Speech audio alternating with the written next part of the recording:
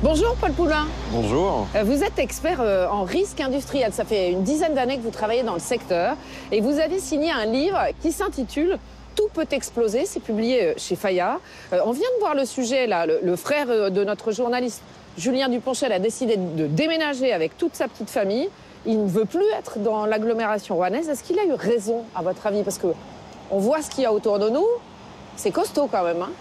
Ah bah, je le comprends, mais je serais à sa place. La question est de savoir où est-ce que je vais. Il y a 500 000 sites dangereux partout en France. Il y en a partout, risque d'incendie, d'explosion, de nuages toxiques, et il est important de le savoir pour agir.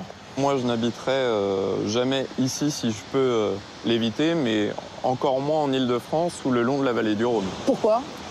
Il y a de nombreux sites dangereux qui aujourd'hui sont très peu contrôlés, mal contrôlés et très peu sanctionnés.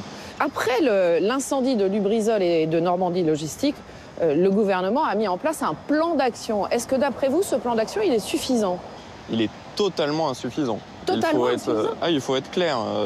Il y a de la réglementation, des couches en plus, mais il y en avait déjà. Et déjà, la réglementation d'avant n'était pas appliquée, par manque de contrôle. Mais pourquoi ils ne sont pas contrôlés ou très peu contrôlés? Qu'est-ce qui se passe? Parce que là, c'est une usine Seveso seuil haut.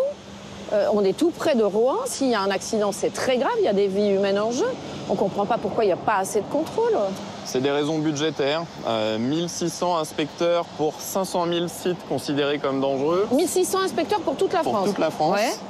Il en faudrait, pour contrôler tous les sites une fois tous les 5 ans, il en faudrait 8000. Waouh!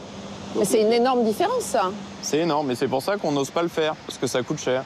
Et c'est malheureux, c'est pour ça que je me bats pour qu'il y ait plus d'effectifs, mais aussi plus de sanctions quand on ne respecte pas la réglementation. Mais parce que les sanctions, ça fait pas peur aux industriels?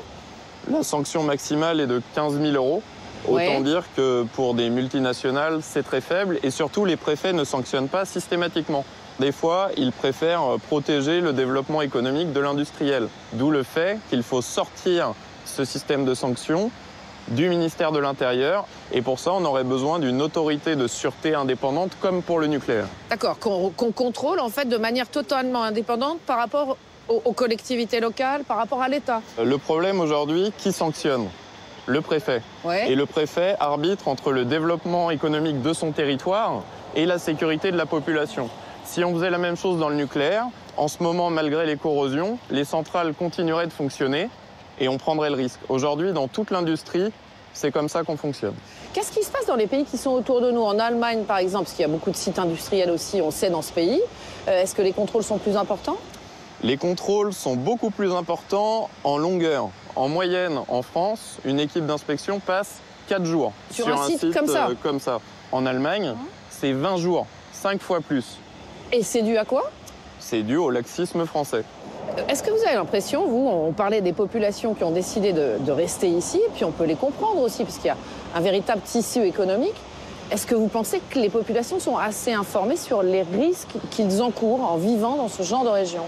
Clairement pas. Il y a eu une étude sociologique après l'incendie de Lubrizol.